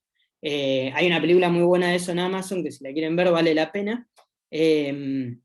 La cuestión es que, bueno, fue desbaratado todo. El problema fue que los fondos, al estar en criptoactivos asociados a varias wallets, no podían ser movidos porque el condenado, digamos, el que operaba este marketplace, no aportaba las claves. Entonces los fondos estaban ahí. Casi, creo que fueron 5 años después, y gracias a estas herramientas de trazabilidad que tienen una opción de monitoreo en vivo de billeteras, la venían siguiendo, y en un momento vieron que se movía. Empezaron a ver que se habían movido los fondos. La cuestión era que alguien le había hackeado las propias cuentas a la persona que estaba en la cárcel, logró mover los fondos, pero el FBI le estuvo encima, creo que en 2 semanas, lo contactaron, o lo arrestaron mejor dicho, le hicieron un pacto, le dijeron: me das los fondos, y lograron decomisar la mayor cantidad en la historia de Estados Unidos. Creo que al valor de ese momento eran, bueno, no sé, millones de dólares. Fíjense ahí, ya 70 bitcoins eran lo que tenía así en principio. Multipliquen eso por 60.000 y le van a dar el valor. Esto fue el año pasado. Y solo les quería demostrar que, por ejemplo, en Inglaterra es un pacto entre el juez o el fiscal y la persona que tiene los fondos. Ellos se van a contactar y van a decir: ¿tenés criptoactivos? ¿No los tenés? Si los tenés y me los das, te bajo la condena. Mientras que en Estados Unidos tenemos el decomiso civil, el decomiso criminal, y con eso ya es una muy buena herramienta para aprovechar en este tipo de criptoactivos. Ahora bien, ¿qué pasa? Ya los tengo. ¿Qué hago con ellos? Es otra pregunta que ni en Estados Unidos está respondida. ¿Me los quedo? Son cambia de precio todo el tiempo. ¿Me los quedo? ¿Los liquido? ¿Los cambio por efectivo y después los mando a otro lado? Bueno, son todas incógnitas que en el caso de Estados Unidos, por ejemplo, los liquidan in situ. Se lo saca un Marshall especial depende de la procuración, se lo manda a su propia wallet y de ahí los mandan a una exchange con la que tienen convenio y los liquidan. Otro caso, la operación Black Gold en Estados Unidos, que es muy parecida porque también operaba en un marketplace en la dark web, pero acá lo que quiero que lo que vean es que esta persona hacía lo mismo, con la única diferencia que los bienes lavados te los daba en efectivo o en monedas de oro. Ese era como su sello. Entonces él en la red se identificaba como Gold. Era un operador que su servicio era el lavado, o mejor dicho, la conversión de fondos para poder utilizarlos o no en la red. ¿Qué pasó acá? A raíz de una muy buena pericia de los oficiales, que empezó con una causa de pornografía infantil, que detectaron que la persona esta, la que arrestaron, tenía monedas de oro y mucho efectivo en cartas en su casa, fueron investigando, y a raíz de los choke points, que son estos, como digamos, ellos se dieron cuenta que las personas que tienen criptoactivos no tienen criptoactivos porque son fanáticos, simplemente quieren los fondos. Y esta es una muy buena herramienta. Entonces, si vos haces la trazabilidad, en algún momento va a dar el punto de inflexión que suele ser un banco una casa de cambio, algún lugar donde esos fondos se convierten. Y haciendo una muy buena pericia, una muy buena, apuntando muy bien con los oficios de pedida de información, lograron dar con esta persona, lo arrestaron también digamos, a la persona de la pornografía infantil, y en vez de desbaratar todo el sistema que tenía, se ubicaron en la posición de vendedor, y durante un año el HSI, que esta oficina de oficiales de Estados Unidos, se hizo, en realidad lo que logró hacer es ser un lavador de activos en la dark web.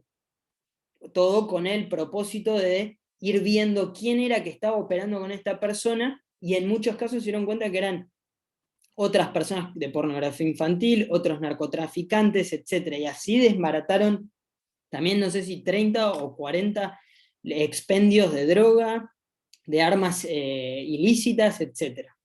Lo importante acá es mostrar que los choke points, desde el punto de vista investigativo, resultan ser fundamentales. El exchange puede tener información, pero la persona, al menos el criminal, en principio, su fin son los fondos, no los criptoactivos. No siempre, pero suele ser así. Con lo cual hay que apuntar a eso. Y este caso lo que tenía importante era que fue uno de los primeros, también lo usaron en Silk Road, pero en este fue especial, que usaron herramientas de trazabilidad. Estos son software que son pagos en la mayoría de los casos, que lo que hacen es ser un nodo pesado en la red, meterse en esas transacciones de la blockchain, y decir, bueno, a ver, uno de mis clientes quiere que yo le diga los movimientos de esta clave pública, y ellos con software lo logran trazar hacia el infinito. Yo acá les dejo un ejemplo que es el scam que sucedió el año pasado, a mitad de año, en el cual le hackearon la cuenta a Obama, a Bill Gates, a un montón de personas, y le decían, depositame X cantidad de bitcoins que te lo voy a trabajar y te doy una rentabilidad del 1000%. Obviamente cayeron algunas personas, esas que se ven desde la mano izquierda son las víctimas, entran en una cuenta específica de Bitcoin, que era la que publicaban en el hack del tweet, y de ahí ven cómo los fondos se fueron repartiendo por diferentes lugares para tratar de confundir a quien vaya en este caso a los fiscales y a la policía, en el tema de la trazabilidad. Pero fíjense lo que son las herramientas que vos podés empezar a hacer este análisis de lo que fueron los movimientos, y listo, no existe más el anonimato en la red.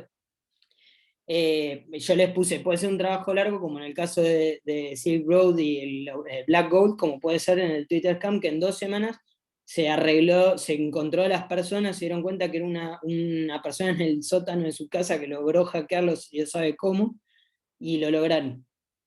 Yo solo les pongo ahí como ejemplo que en Argentina, al menos en principio no tenemos acceso a estas herramientas, porque son caras, pero existe la capacidad técnica y profesional para utilizar, para tener una oficina dentro del Ministerio Público, o las personas que tienen de verdad tomar la decisión dónde ubicarlo. Pero tenemos una oficina muy buena dentro del MPF, que es ATIP, que tiene la capacidad técnica y también las fuerzas federales, las 4 fuerzas. En tema de allanamientos, ¿qué buscamos? Hoy no existe un protocolo, y a su vez el paradigma investigativo cambió totalmente. Yo ya no me meto, allano el domicilio de alguien para buscar la caja fuerte. Al menos sí la buscás, pero no es lo único que tenés que buscar. Hoy tenés que estar atento a buscar pendrives que parezcan un Trezor, o que puedan llegar a ser utilizados como una cold wallet, la clave de recuperación que te dio la app de la clave privada tuya, que lo vas a poder escribir en un libro o en una hoja y dejarlo en algún lugar de tu confianza. Hojas, wallets impresas en papel que pueden aparecer con un código QR, lo mismo que una computadora, la tablet o el celular. Tenemos que ir ahí. Ahora bien, cuando entramos, deberíamos saber de antemano si estamos yendo a buscar, y en caso de que no lo sepamos porque las medidas de prueba resultaron negativas o no lo pudiste detectar o lo que sea, al menos estar capacitado para saber que si vos entrás y te encontrás con algo que se asimila a un pendrive, pueden ser fondos, tranquilamente, nada más que en un formato que no estamos acostumbrados. Y ahora bien, listo, bueno, yo sabía que estaban los fondos, allanamos, encontramos el dispositivo, o mismo me di cuenta que ahí los tenía, ¿y ahora qué hago? Porque esos fondos, si esa persona le compartió la clave privada a otra persona, o por la razón que sea alguien tiene acceso, por más que vos el dispositivo lo pongas en modo avión, si es que es una billetera con conexión a internet, podés retirar los fondos. Entonces no es simplemente entrar, rellenar con papel metalizado el dispositivo y listo, me voy a la oficina y ahí hago todo. No. Estados Unidos, por ejemplo, el sheriff que detecta los fondos, se los saca en el lugar. No lo piensa 2 segundos, agarra su celular y se los transfiere a sí mismo o al jefe de la unidad. Y entonces la pregunta acá es, ¿qué hacemos? Al menos en Argentina, con laguna, al menos de que no hay protocolo y demás, es ¿qué hacemos? Necesitamos una wallet de cada una de las fuerzas, una wallet estatal, la mandamos a un exchange con el que podamos tener un convenio, ¿qué hacemos? Y a su vez, tenemos esa posibilidad de que si la clave pública, que puede estar totalmente asociada a una fuerza federal, de hecho en la blockchain se sabe que hay ciertas wallets asociadas al FBI o a cualquiera de las ramas policiales de Estados Unidos, podemos hacer una trazabilidad como ciudadanos públicos de ver que los fondos si se movieron, si siguen en el Estado o no. Así que fíjense las posibilidades ilimitadas que nos da esta tecnología, para bien y para mal. Marco internacional, nosotros, esto de vuelta, tenemos un marco totalmente propicio para que todas estas operaciones se manejen de una manera correcta y podamos tener asiento en algo de verdad útil. Empezando por Gafi, que es soft law, y después tenemos más hard law con el tema de las comisiones de Viena y Palermo, UNODOC, y hay un muy buen ejemplo que es el de Europol, que si ustedes ponen en Europol, arriba a la derecha tienen el buscador y ponen cripto o forensic evidence o lo que sea, les va a salir los 2 proyectos que tienen en curso, que son un delegado de cada fuerza, de cada uno de los países miembros, que sepa de evidencia digital y demás, tienen un punto de encuentro que es Europol, y desde ahí pueden decir, tengo una causa por trata en Francia, pero me dicen que una de las personas está en Bulgaria. Bueno, listo, se juntan los puntos de contacto y pueden transmitir la evidencia y ser totalmente válida en el juzgado del país de origen de la causa. Y lo mismo sucede con estas trazabilidades, cuando los exchanges se encuentran en otros países, a través de este tipo de iniciativas pueden obtener la información de una manera totalmente rápida, fácil y apta para ser presentada en un juzgado. Imaginémonos una situación así en Mercosur, o Comunidad Andina, o cualquiera de los proyectos que hay en nuestro continente. Sería totalmente posible, y no costaría nada. Simplemente que la persona que está como punto de contacto se tome la molestia de hacer lo que el otro le pide, digamos.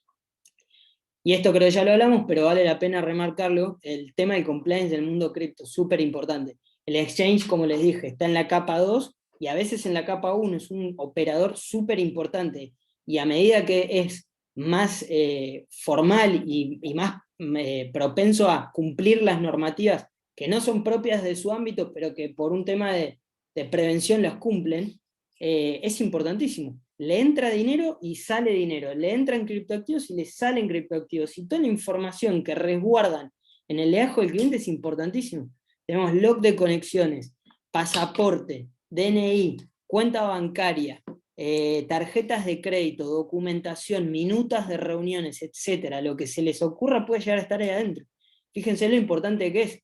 Y que ahora con la mayoría de los exchanges en Argentina, o la gran mayoría, los que son más formales, están empezando a comprar las licencias de estos software de trazabilidad, y que es súper importante, más que nada como resguardo para ellos, porque con esa herramienta pueden monitorear las wallets de los clientes en vivo y pueden hacer la trazabilidad histórica. Entonces, si ven que esa wallet está asociada a un crimen, le pueden rechazar los fondos al cliente, e incluso más hacer la denuncia ante el operador judicial que sea importante. Y entonces, ¿con qué nos quedamos? O sea, acá ya termino. Tenemos la explicación de qué es, los casos que vimos y el contexto mundial. No es tan ilícito como parece, como lo hacen parecer en los medios de comunicación. Sí se usa, pero no se usa en la proporción en la que se usa, por ejemplo, el mercado bancario o financiero normal. La utilización es ínfima. Michael Morales, el ex jefe de la CIA, un agente que tuvo 33 años de carrera dentro de la agencia, y él dice, yo entré pensando que los criptoactivos eran lo peor que le podía pasar al mundo, y me di cuenta que nada que ver. La proporción que se utiliza para cometer ilícitos, y ni hablar el financiamiento de terrorismo, dice es mínimo. Ahora sí dice Bitcoin por un lado, Ether por otro lado, y estas nuevas criptomonedas que tienen una mejora en estos temas de anonimato, bueno, ahí es otro cantar. Pero en principio, volvemos a lo mismo. Todas estas personas las usan, pero su finalidad última son los fondos. Y los fondos se canalizan a través del mercado legal, no queda otra. A lo sumo será entre particulares, pero en algún momento esos fondos van a tocar. Y ahí es donde las fuerzas, o los juzgados o los fiscales, tienen que estar atentos, al menos una vez que se denuncie, que se tome conocimiento. Entonces, entenderlo, capacitarse y tener las herramientas son 3 claves. Yo creo que nosotros, al menos en nuestro país, cumplimos las 2 primeras. Hay muy buenos profesionales en el Ministerio Público y en el Poder Judicial, y ni hablar en la Fuerza Federal. Lo que no tienen es el software, la herramienta que le va a permitir hacer la trazabilidad o la comprensión de este tipo de ilícitos en el momento en que sucedan.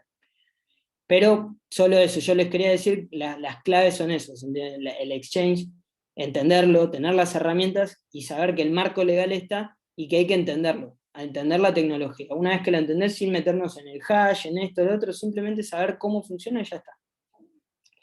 Así que bueno, eso es todo por mi parte, y bueno, muchas gracias, y quedo a preguntas que puedan tener. Bueno, muy bien, la verdad que excelente, Manu. De punta a punta, digamos, súper atractiva la charla, muy clara cómo la planteaste, y el esquema que indudablemente es muy didáctico. Yo tenía muy poca idea de este tema, y la verdad que aprendí en cada una de tus palabras. Así que gracias por esa claridad. No deja de impresionarme la cantidad de gente que sigue aún conectada, que son arriba de 200, y eso es mucha gente para esta hora. Hay muchas preguntas que tenemos anotados en orden. Vamos a hacer solo algunas, porque vamos a cerrar esta actividad a las 19:30, sí o sí, porque hay algunos que no están en sus domicilios y necesitan al menos un margen de media hora para trasladarse y no estar en infracción. Así que vamos a cumplir con esto. Así que, Fede, ¿estás conectado para ayudarme con dar la palabra a la gente? Sí. Perfecto. Yo tengo como primera a Lucía Canales, no sé si está aún ahí presente.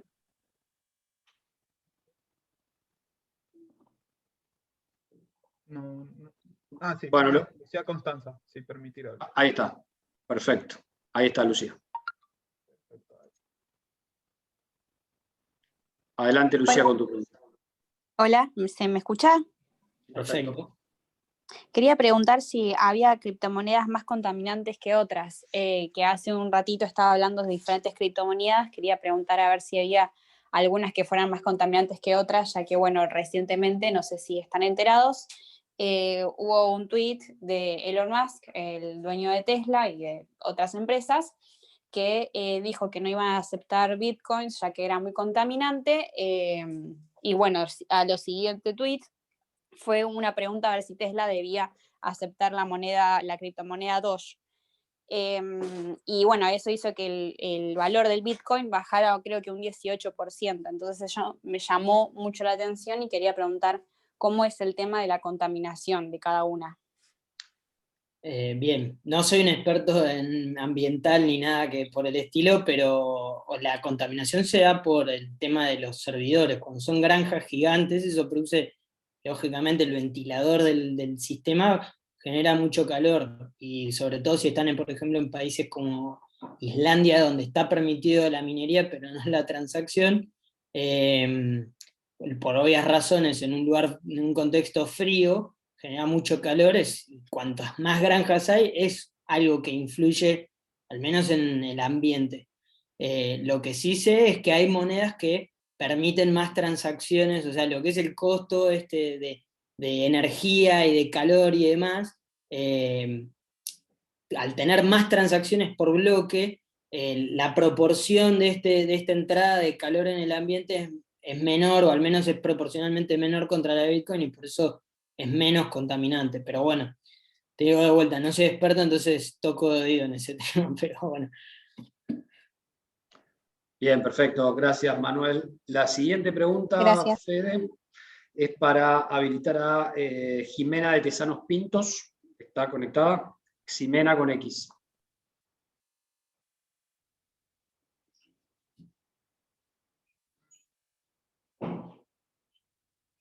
Ahí estamos. Ximena, tenés que habilitar el micrófono. Aquí estoy. En realidad lo que quise es aportar un poco de claridad a una cuestión que planteó Manuel sobre el encaje bancario en los exchanges. Y eso no existe ni podría existir, por lo menos no en los exchanges que no tienen una nacionalización, y uno de los más conocidos es Binance, y lo que están generando están generando un montón de dinero bancario. Lo prestan y lo represtan es un festival. A raíz de una pregunta que hizo Manuel sobre el tema de si los exchanges se les podía aplicar un esquema de encaje bancario, que dejen los fondos quietos y no los vuelvan a prestar 30 veces. Perfecto, gracias. Manu, ¿querés aportar algo? No, que me parece muy bien, o sea, al fin de cuentas funciona con la confianza y que, claro, genera fondos en efectivo que van a estar en alguna cuenta, en algún banco.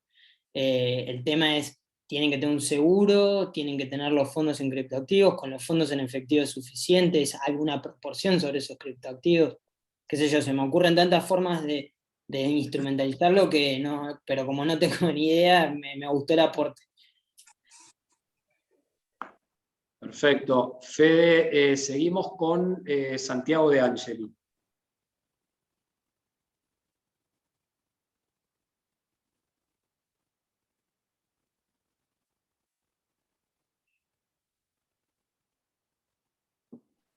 Hola, ¿me escuchan? Sí, perfecto. Santiago. Bueno, buenas noches. Mi pregunta se relacionaba con el tema impuestos. Sé que no sos un especialista en tema impositivo, pero el tema del delito penal de evasión tributaria, por ahí sí tocaba tu especialidad. Tengo entendido que los criptoactivos son considerados bienes intangibles y por lo tanto no pagan, en principio, ganancias ni bienes personales. Sin embargo, también tengo entendido que si sos habitualista, podrías pagar ganancias. Entonces la pregunta es, ¿cuándo se considera habitualista a alguien que interactúe con un criptoactivo? Si se consideran tanto la compra como la venta, como cantidad de operaciones. En definitiva, ¿cuál es el riesgo impositivo de interactuar con un criptoactivo hoy? Mirá, hay un profesional muy bueno, Marco Zócaro, seguro el que conoce en el medio lo conoce, crack en tributario. Supongo que te la podría responder mejor que yo. Yo lo único que te puedo decir es que entiendo que es un tema al menos proporcional. O sea, si la persona hace de esto, no sé, como una especie de ahorro de una parte de su patrimonio, no parece habitual. Pero si esa persona ya empieza a aumentar sobre su propio patrimonio un porcentaje más alto, lo dispone a este tipo de criptoactivos, supongo que va por ahí, pero no te podría responder porque no tengo mucha idea al menos tributariamente. Solo te puedo derivar con alguien que sabe. Muchas gracias. Gracias, Manuel. Seguimos, Fede, con Tomás González.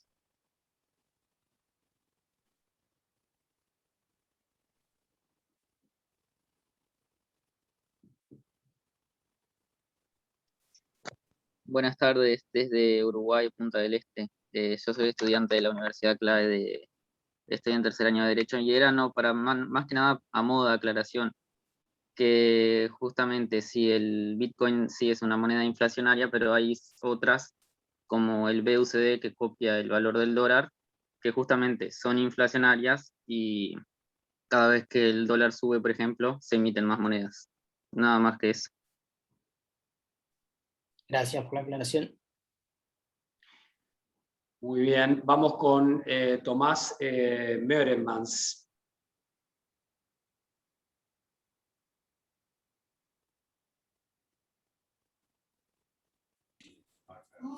¿Se me escucha?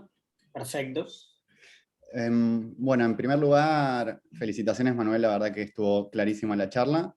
Tengo como 1000 preguntas, pero voy a tratar de concentrarme en 2 que son las más interesantes. Por un lado, en términos prácticos, vos dijiste que es posible obtener la identidad de alguna persona a partir de la clave pública. Quería saber, tengo una clave pública, ¿cómo es que llego a obtener esa identidad? Es decir, la misma red o el mismo sistema me va a permitir acceder, está contenida en esa misma red, o qué forma tendría. Y la otra es más vinculada con los casos de exchange. No tengo ningún tipo de duda de que si yo tengo una criptomoneda en una wallet y alguien me desapodera de esa criptomoneda, el sujeto pasivo claramente soy yo. Pero ¿cómo es esa relación, si se quiere, contractual entre cuando yo compro una moneda a través de un exchange, la moneda permanece depositada en ese exchange y se desapodera esa criptomoneda? ¿El sujeto pasivo vendría a ser el exchange o continúa siendo el sujeto que la adquirió? Muchas gracias. Bien, en cuanto a la clave pública, es esto de los choke points. O sea, nosotros, digamos, si vos estás haciendo una transacción con otra persona, salvo que estés flagueado como terrorista o criminal o lo que sea, y alguien te esté monitoreando en vivo, yo no lo voy a saber. Te tiene que denunciar a alguien, o por cualquier razón te están investigando, sale una medida de prueba, se pide a todas las exchanges o digamos a las operadoras del mercado que me informen si Tomás ha comercializado con ellas. Si la respuesta es positiva, es muy probable que me informen una clave pública. Y listo, ahí yo ya te tengo vinculado, al menos en este primer paso. Después habrá que ver si vos estabas comprando y se lo mandabas a alguien más y no hubo un control desde la exchange para saber si verdaderamente te corresponde a vos esa clave pública. Pero esa es la manera de develarlo. Al menos hasta no saber a través de una de las fuentes de información en la que vos te puedas haber contactado e informado tu clave pública, vas a seguir siendo anónimo. Pero ese es el primer paso. O si vos, no sé, la publicás en todos lados. Esa es otra posibilidad, pero bueno. La herramienta de trazabilidad también lo que te da es que si alguien informó, algún cliente informó que esa te corresponde a vos y por alguna razón quedó flagueada, si alguien entra en esa herramienta puede llegar a tener la oportunidad de verlo. Eso también es otro tema importante porque los software de trazabilidad pueden no tener tantos, al menos la mayoría, tienen límites en cuanto a aportar esta información personal, pero puede que no, y puede que te estén informando y vos nunca lo sepas, y yo después por algún otro medio oficio y me entero de esto. Y en cuanto a lo segundo, los fondos del exchange hasta que no salen son del exchange, porque quien tiene la clave privada tiene los fondos, con lo cual pasa lo que pasa, como por ejemplo en Turquía, que se levantaron 2 exchanges de la nada, se fueron, la gente entraba por la página y le aparecía error de servidor, o sea, desaparecieron los fondos, desaparecieron los usuarios, desapareció todo. Si sucede eso, lamentablemente, salvo que haya sacado un seguro o la exchange sea seria y mantuviera los fondos, te los va a compensar de esa manera. Pero los criptoactivos no van a ser tuyos hasta que no los saques, con lo cual no sabría decirte en qué tipo de operación lo encuadraría, al menos contractualmente, pero sí te puedo decir que en la realidad no tenés los fondos, simplemente tenés pesos o dólares o lo que sea, y si el exchange se levanta, se va, la hackean o lo que sea, salvo que se haga cargo de esa pérdida, perdiste, es así. Muchas gracias. Bien, seguimos, Fede, con Ángel Poma.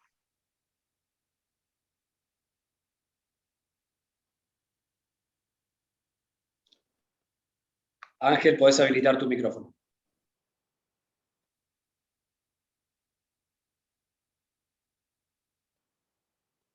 Seguís muteado. Sí. Sigamos mientras tanto, con Sonia Miranda, Fede.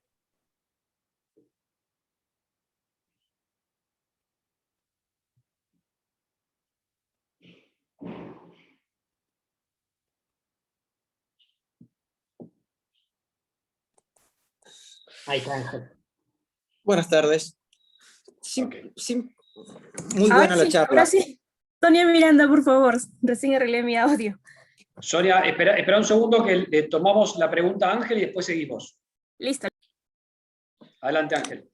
Era simplemente un comentario muy breve. Con respecto al secreto bancario y la aplicación de la ley de entidades financieras, entiendo que para que se aplique el secreto bancario y solo operaciones pasivas, necesariamente tiene que haber una entidad financiera. Si no se da ese supuesto, es decir, una entidad financiera y una operación pasiva, secreto bancario no se aplicaría. Nada más que eso.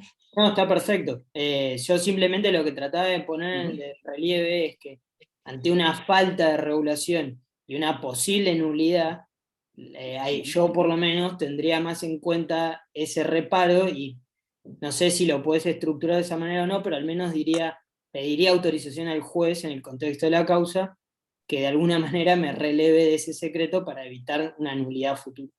Pero vuelvo a lo mismo, puede estar totalmente, de cualquiera de las dos maneras está bien, al menos en esta instancia. Sí, no, y sobre todo teniendo en cuenta la tendencia mundial de lo que es el quebramiento del secreto bancario, sobre todo a partir de la ley FATCA de Estados Unidos. Nada más que eso, muchas gracias. A vos. Perfecto, adelante Sonia. Sí, excelente exposición. Yo quería saber, porque en algún momento estaba viendo algunos comentarios cuando revisaba sobre todo la literatura argentina, porque yo soy peruana, estoy en Perú en este momento. Entonces yo quería saber si una persona pues comienza a entrar en este mundo del Bitcoin y las criptomonedas y el tema de los mineros y todo, pero termina siendo estafado. Su máquina se bloqueó, los sistemas no dan y no le quieren devolver la ganancia, que obviamente pues le corresponde. ¿Cuál sería la tipificación del delito en materia penal? ¿No? ¿Está tipificado de repente en su código penal de ustedes? Eso es básicamente mi interrogante, porque por el tema impositivo que habló la pregunta del otro participante, considero que eso va a depender mucho de la legislación de cada país. ¿Qué pasaría si, por ejemplo, yo tengo mi minería que es argentina? Entonces obviamente sería un ingreso, me va a facturar un invoice por uno domiciliado y sería pues de repente, ahí tendría que ver mi legislación peruana si es que ese servicio no domiciliado calzaría como renta de fuente peruana. Pero en el caso de que, por ejemplo, yo he ganado, en el caso que no fui estafada, pero tuve una ganancia, netamente tendría que ser una renta de capital, pues, ¿no? Y sería perfectamente gravable. Bueno, ese es mi pequeño aporte, gracias. Bueno, en primer lugar te diría que podés hacer la diplomatura del Austral de ciberdelitos, que te van a saber contestar mejor que yo. Y en segundo lugar, creo que te respondiste, porque la verdad que va a depender del caso, va a depender de la jurisdicción, hay muchísimos factores para tener en cuenta a la hora de responder a tal pregunta. Por de pronto puede ser una estafa, una defraudación, una apropiación ilícita, qué sé yo, puede haber tantas cantidades de tipos penales para subsumir, pero siempre va a ser de acuerdo a los hechos del caso. Perfecto, seguimos con Luz Arambarri, Fede.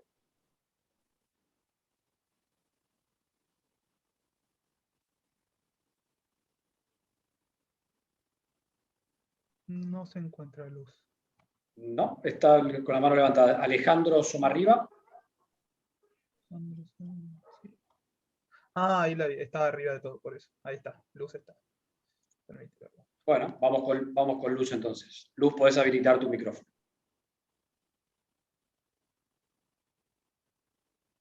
Ahí va.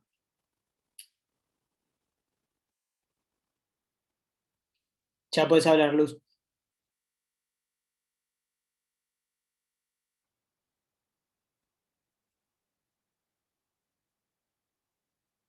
Hay un tema ahí de sonido.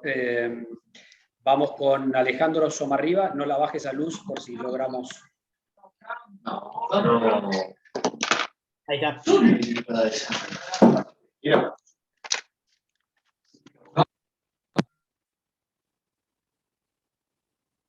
No, hay un tema de conexión, Fede. Hola, ¿se me escucha ahí? Ahora sí. Ah, gracias. No, sí quería preguntar qué tan propensas son las exchanges a brindar información sobre la identidad de una persona. Bueno, dependerá del exchange. Tengo 2 en mente que trabajan bárbaro, y después el resto no he tenido la oportunidad de charlar o demás, pero al menos las más conocidas, te podés quedar tranquilo que al menos acá hacen las cosas bien, o por lo menos parecen hacerlas bien. No sé, no te puedo dar una experiencia profesional por obvias razones, pero dependerá la causa, etc. Pero sí, depende el grado de profesionalidad y demás, profesionalismo. Está bien, gracias. Muy bien, vamos con la última pregunta, Alejandro Somarriba.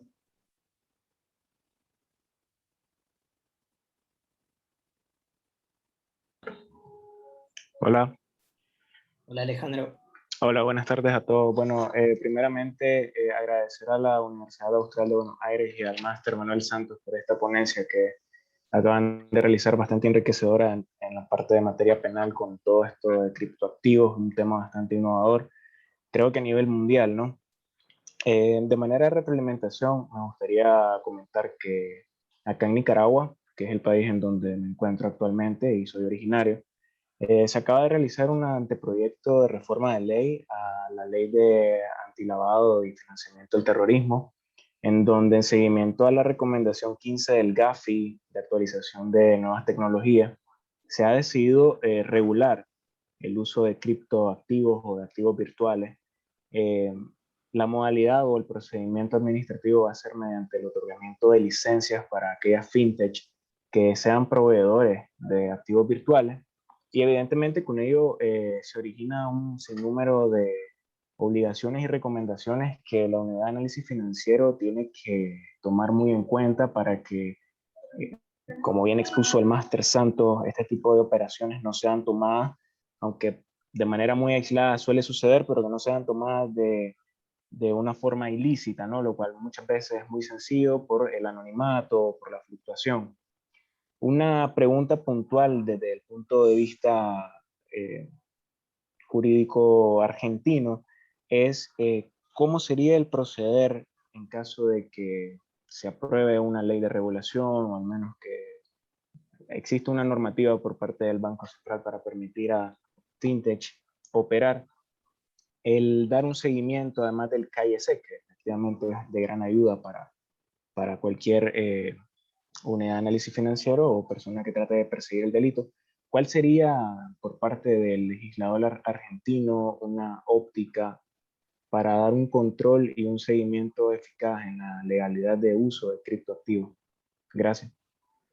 Respecto a lo que dijiste de allá en Nicaragua, supongo que se están basando un poco en el proyecto de Nueva York, que ahora piden licencia, que no sé si, o sea, una opinión totalmente personal, pero hasta un punto parece ridículo, porque la exchange lo único que tiene que hacer es levantar la operación y cruzar una frontera, o al menos en el caso de Nueva York, cruzan a alguno de los estados que está a un puente de distancia y seguir operando, porque la persona que vive en Nueva York puede comprar online sin tener que cruzar el límite estatal y listo. O sea, que el tema de las licencias hasta un punto parece contraproducente. Y al menos acá en Argentina, no sé si se contempla esa posibilidad.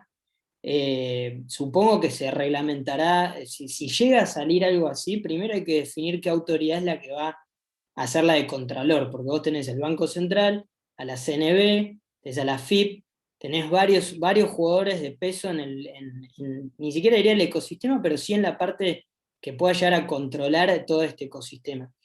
Con lo cual, ese es un primer paso. Y segundo es que también vos tenés que, como dijimos, tenés diferentes tipos de criptoactivos y se crean criptoactivos nuevos todos los días. Y pueden operarse sin que nadie en Argentina lo sepa por un argentino. Porque realmente lo puedes comprar de un proyecto que está en Singapur, comprarlo vos desde acá sin moverte de tu casa y nadie se va a enterar ni va a pasar nada. Con lo cual, tenés que tener en cuenta todos esos datos a la hora de poder definir. Yo creo que si llegas a surgir algo acá en Argentina, la misma ley lo va a contemplar o lo van a poner al Poder Ejecutivo para que lo reglamente, y sus opciones son esas, no hay muchas más. Y por, digamos, por la cabeza que tienen actualmente, me imagino que se designarán al Banco Central o a la CNB, que es la Comisión Nacional de Valores. Eso se me imagino que va por ahí, pero no te sabría decir, al menos no por ahora. Bueno, muy bien, Manuel. Muchas gracias. La verdad que me felicito por haberte seleccionado para esta conferencia. Estuviste muy claro, muy prolijo, muy profundo, y el nivel de participación, no solamente de los que están presentes, sino la cantidad de preguntas que se hicieron y que quedaron pendientes, muestra el nivel de tu exposición y sobre todo el interés que hay sobre este tema, en el que te animo a que sigas trabajando con esta profundidad y te conviertas, como ya indudablemente lo sos, en un referente del tema. Así que muchas gracias, Manuel, fue un honor tenerte acá. Muchas gracias a la Asociación de Graduados de la Facultad de Derecho por organizar este tipo de actividades. Desde el Departamento de Derecho Penal saben que los vamos a seguir acompañando, como siempre lo hacemos. Gracias a la asociación, representada en este momento por Carlos Baney, y por supuesto también a Maca por la organización del evento, y a Fede, que ha estado ahí al pie del cañón, también siguiendo la organización de esta jornada, y por supuesto a todos aquellos que se han inscrito, han participado y que todavía siguen siendo muchos. Así que un saludo para todos, y Carlos, te doy la palabra por si querés hacer el cierre del evento. Bueno, muchas gracias, Carlos. Bueno, Maca y Fede, gracias por el apoyo y por la organización. Muchas gracias al Departamento de Derecho Penal por habernos brindado a Manuel para que diera esta charla dentro de las actividades que organiza Graduados, y gracias especialmente a Manuel, fue impresionante tu exposición. Creo que aprendí muchísimo y me dejaste 200 millones de preguntas en mi cabeza dando vueltas, que espero en algún momento poder entender un poquito cómo funciona esto. Muchas gracias a todos los participantes y los esperamos en las próximas actividades de la Asociación de Graduados. Buenas tardes. Chao. Yo quiero agregar que este workshop va a ser transmitido, retransmitido, después va subido